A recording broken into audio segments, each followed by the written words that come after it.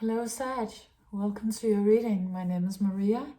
This is a intuitive story for you if you have Sagittarius anywhere in your chart, if you're a cross-watcher, or actually I would even argue if neither of these things are true, you feel drawn to this reading for another reason, then it could be for you. And for me personally, when I resonate with a reader, I often resonate with every reading they do. So it's more like a frequency than necessarily the zodiac signs. So if it speaks to you, then it's for you. Sag, you start your reading with the Queen of Air, a really powerful card, talking about your wisdom, your knowledge, your personal leadership power that is stepping to the forefront in this phase of your life. That you're really becoming spiritually, mentally, and emotionally strong, and actually so strong that you have sort of this. This one, it comes out with that look in her eye, like everything is kind of a little bit funny, like, you know, very wise people, old people who have kind of seen it all, or seen through all of it. They have sort of this this light to them, that everything is not that serious, but that they're able to sort of be detached from the drama of life, still be completely present and in it and respectful and all of these things, but just having this, you know, just that wisdom and knowledge that this too shall pass when there are problems in life, and that, you know, things work out for the best. Sort of a really deep safety in life, sort of you can lean in to something inside of you that knows that the storm will pass if there's a storm, and that you trust yourself 100%. And if you're not here, this is where you're going.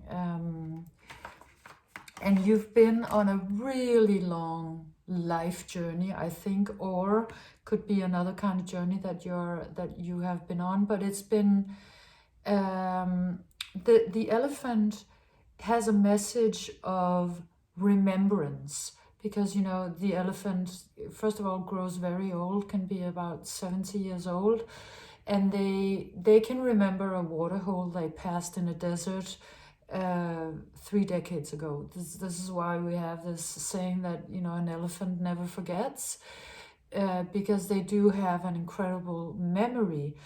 And the way it's coming out is that so do you. And we know from research, from science, that that memory is tied to emotion. So if you have emotions invested in a situation, you'll remember that situation maybe forever or for a long time. And things that don't invest your emotions, they just sort of, they pass us by. We can't retain the memory of it. And to me, you look like somebody who has been very emotionally invested in your life. You've been, and therefore very present and feeling everything, and therefore experiencing a lot and remembering a lot. So it's sort of a way of saying you really got something out of life. It didn't just pass you by. You're not one of those who says, oh, where did the last 20 years go? I didn't feel them. I didn't know what I was doing. I didn't see my children grow up. How did this happen? It's you actually have been very emotionally invested and have been experiencing a lot. So you have sort of an incredible richness of experience, of life knowledge, of having really been present in the years of your life that you have lived. And it could be many or few, but, you know, they have a lot of quality to them, in the sense that you actually remember living your life.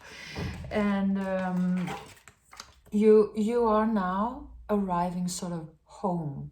You've been on a long journey, and it has had a lot of experiences and maybe travels and all of it, and you are sort of arriving at a place of comfort and safety, and just maybe something that you've been longing for a while, sort of a peace and also a deep connection with your own heart or with a home, or both.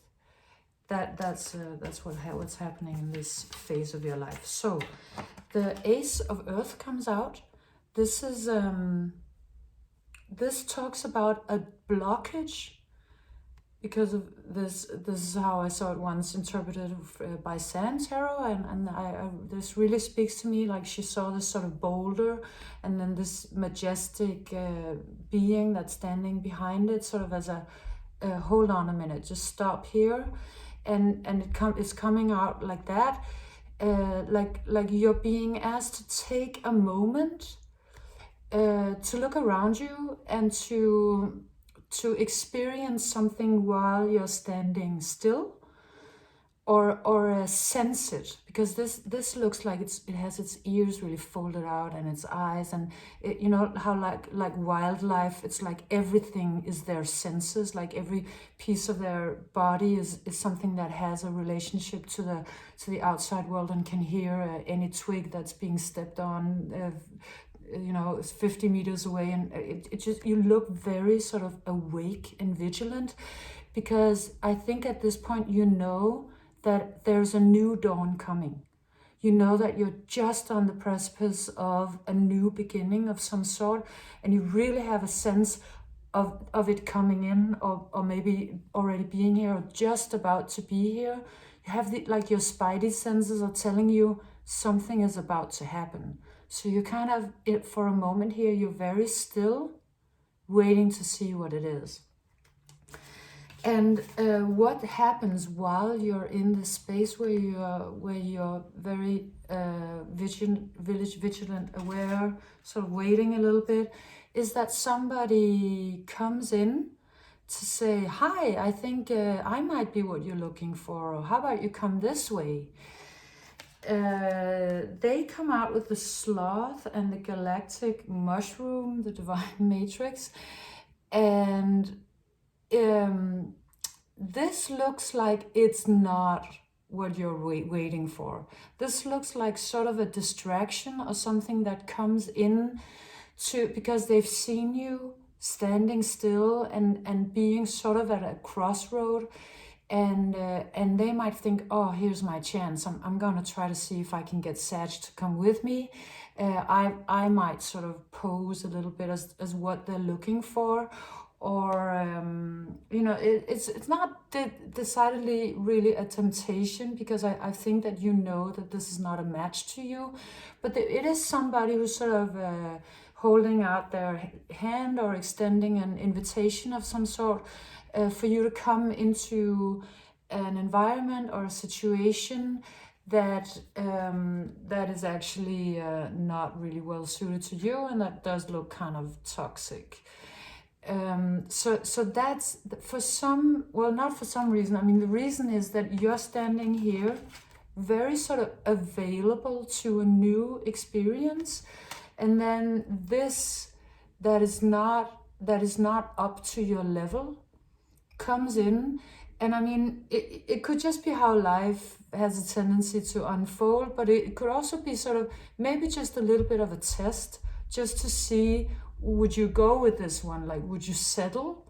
Or are you actually gonna stay here until something that matches your majesty comes in? And it really looks like you're passing the test. I mean, you might spend a little bit of time here, or you might deal with it to a certain extent. This could be a person, a job, a situation, a community, an old family member seems maybe also a little bit like, hi, I'm back, or something like that.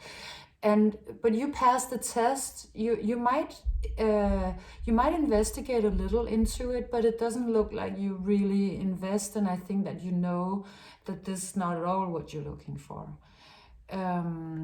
because what you're looking for is waiting in the wings. It's either waiting in the wings, or it is one step away from coming in, because here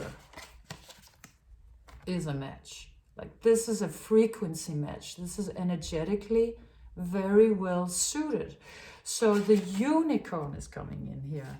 It's the 7 of fire, but I just see it as a unicorn today. And it has a double meaning. It both has the meaning of you, of another person or energy, or you like a new thing, but it could really be a person, but it could be, I mean, if you're not sort of on the market for that, it's a new opportunity, a new creative project, a new career, something that you really want, that would be a great new beginning for you. And it has a very magical, graceful, high vibe energy to it.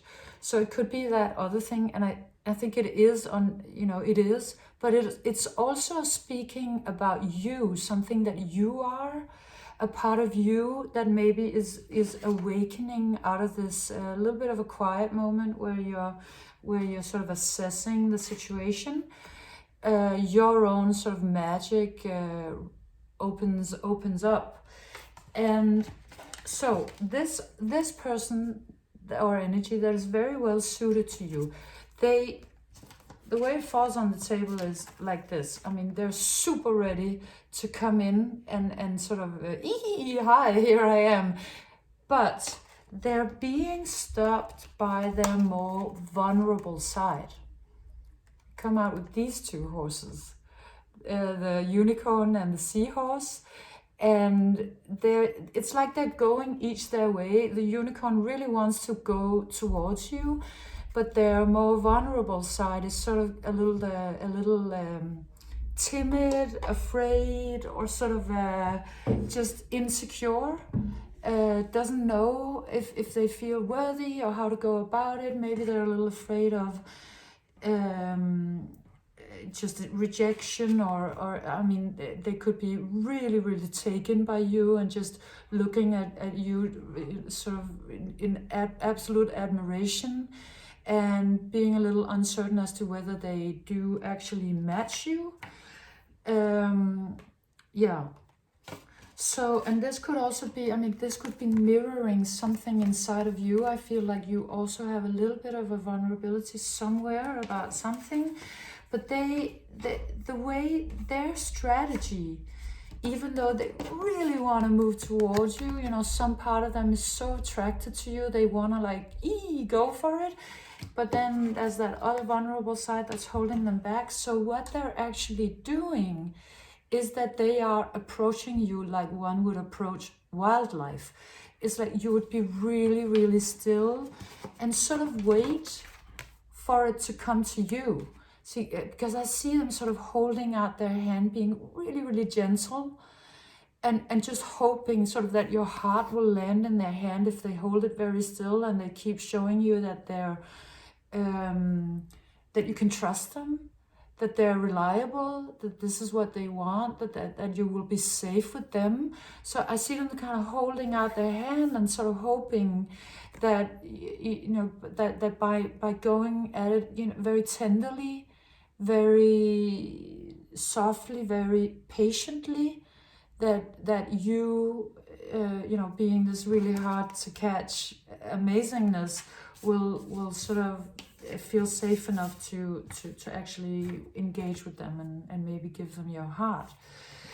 And it's sort of like this energy comes in, the Fool, which could be, so it could be a multitude of things. It could be spirit that is like, okay, we need to move this along. It could also be you who says we need to move this along, or it could be the other and sort of a side, a part of them. It could actually even be a third party. I think you'll know when it unfolds, but somebody is not willing to wait anymore in this scenario, or thinks that it's been going on long enough. It's kind of time to go. And it could be, you know, you could be one of these energies and the other could be the other, because you know, you both have a horn. So, I mean, it's like, yes, we need to move this along. And these two energies come out, the Crown Games and the Swan. Very interesting energies, because we were just in something very sort of gentle and patient and sort of soft. But these two, they come out with the opposite energy. So whether it's a side of you or the other, that's what they come out with. Now the Swan, as such, is really a beautiful card, because it's, you know, the Swan mates for life, or mates at least for like it's a serious serial monogamist, you know, mates for many years or for life. So it's a beautiful card to come into something that I think is about some sort of partnership, but this Swan also has a tendency to look a little aggressive, a little irritated, like you know, like swans actually are in real life. They are kind of territorial and sort of a little you know, a little aggressive, and this comes out like irritated. Maybe this is you or the other, or one part of one of you that is irritated that this is taking time, and that, you know, that heart is just not given, or that yes, because you know, this one looks kind of a little aggressive. And it does come out with the Crown Games, which came out also in the last reading and has come out once before. And what it's talking about is the difference between love and the will to power. So this is from Carl Jung, who in his theory, love and the will to power are each other's shadow aspects. They annul each other, they are each other's opposites. So where there is love, there is no will to power. Where there is will to power, there is no love. And this in itself, this card is talking about it, because it's somebody who's standing sort of with their, it is a little difficult to make out this card, but today it's talking about someone who has sort of their hands folded over their heart in a defensive stance. So you or the other is somehow defensive, and maybe a little sort of, maybe it's just the impatience. Just, you know, why isn't this moving along? You know, I want it to be like this or like that. So there is sort of a control mechanism in this. Somebody or something, maybe you, wants to sort of control this process that is actually not maybe controllable, because it's about the heart. And it's about something more magical and soft than you know, this energy trying to come in, maybe command or take control, or you know, make a decision about this, that, or the other, and the timing of it. So these two energies are coming in sort of a little aggressively in the situation, maybe just because they're not super excited about waiting or things taking time. So that could be sort of the problem here. But this card comes out, the Messenger of Earth, and it wants to remind us of something. This is saying, Sagittarius, there's something you've forgotten. There's something you've forgotten, and what you have forgotten is that in truth you are depth, intelligence, and agility. And it's the most important part of you. These three sort of aspects of you are your most important aspects. And if you or somebody else is trying to control all the processes of something that's going on, it will infringe upon your freedom to be you. So, I mean, it could be yourself, it could be a part of yourself, or it could be somebody else. But you need to be able to be free to be this amazing, glorious, magical creature that you are. And can I just, by the way, thank you for bringing out these two animals, which are my favorite in the whole world, in the same reading. It's so beautiful and glorious. And these two together, they tell us everything about your, you know, how expansive of a human being you are, that you have both of these, you know, to show us who you are. But it's like, I think you've been very much in touch with this, where you have sort of this stamina and going the long distance and doing the thing and finding the water hole. But this is like your deep magic. And it wants to come out now. It really wants to come out. It wants to live. It wants to move. It wants to be a part of your heart and your heart home. And this new place that you're gonna land, it wants to be a part of that. And I think that's why you're actually standing here for a little moment, because you know that something beautiful and important wants to come out. And what wants to come out is this depth, agility and intelligence of yours that needs to move freely in your life. And that's actually the most important thing that could happen at this point.